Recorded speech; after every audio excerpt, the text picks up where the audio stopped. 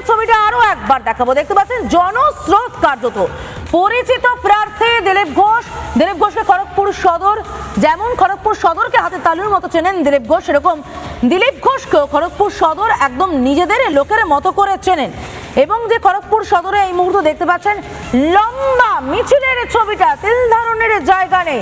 আমার সঙ্গে অর্ণব রয়েছে, আমি চলে যাবো সরাসরি অর্ণবের কাছে। অর্ণব, এই মুহূর্তে আমি যে ছবিটা দেখতে পাচ্ছি তাতে রাস্তার তিল ধারণের জায়গা নেই, ঠিক কতটা জমজমাট মনোনয়নের আগের এই মিছিল?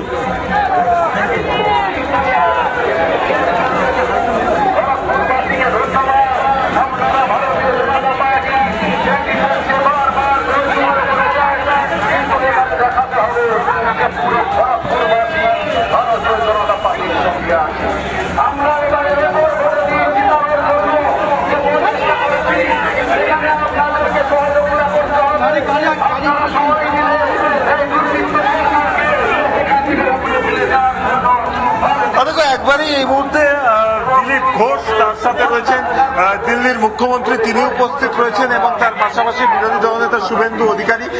তারা প্রত্যেকেই কিন্তু গোলবাজার যে রাম মন্দির, সেই রাম মন্দির থেকে কিন্তু যে শোভাযাত্রা, সেই শোভাযাত্রা করে তারা বেরিয়েছেন নমিনেশনের জন্য।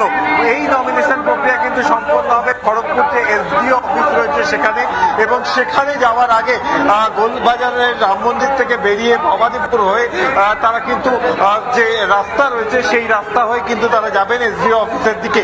এবং সেখানে যদি দেখা যায় যে সকাল থেকেই দেখা যাচ্ছিল যারা দিলীপ ঘোষের যারা সমর্থকরা রয়েছে তাদের মধ্যে উত্তেজনা, এবং যেহেতু বহুদিন বাদে কার্যত দিলীপ ঘোষ এই খড়গপুরের সদরের প্রার্থী হচ্ছেন, তাই সেই জায়গা থেকে দাঁড়িয়ে কিন্তু একটা বাড়তি উন্মাদনা সকালেই ছিল। এবং তার পরবর্তী ক্ষেত্রে যত সময় গড়িয়েছে কেন্দ্রীয় নেতৃত্বের মধ্যে দিল্লির মুখ্যমন্ত্রী রেখা গুপ্তা তিনি এসছেন, রাজ্যের শীর্ষ নেতৃত্বের মধ্যে আমরা যদি দেখি বিরোধী দলনেতা শুভেন্দু অধিকারী তিনি এসেছেন, এবং তিনি যখন এলেন তখন কিন্তু তিনি পরিষ্কার বললেন যে দিলীপ ঘোষকে খড়গপুর সদর থেকে 50,000 ভোটে জেতান, এবং তার পরবর্তী ক্ষেত্রে যদি দেখা যায় 50 থেকে 75,000-এর লিডের কথা কিন্তু তিনি বললেন। এবং ইতিমধ্যেই যদি দেখা যায় যে ভবানীপুরেও প্রচারের জন্য দিলীপ ঘোষকে কিন্তু আমন্ত্রণ জানাতেন বিরোধী দলনেতা, এবং সেই জায়গা থেকে দাঁড়িয়ে আজকে দিলীপ ঘোষ তিনি তার পুরনো কেন্দ্র, যেখান থেকে প্রথমবারের জন্য তিনি বিধায়ক হয়েছিলেন, সেখানে কিন্তু 2026 বিধানসভা নির্বাচনের আগে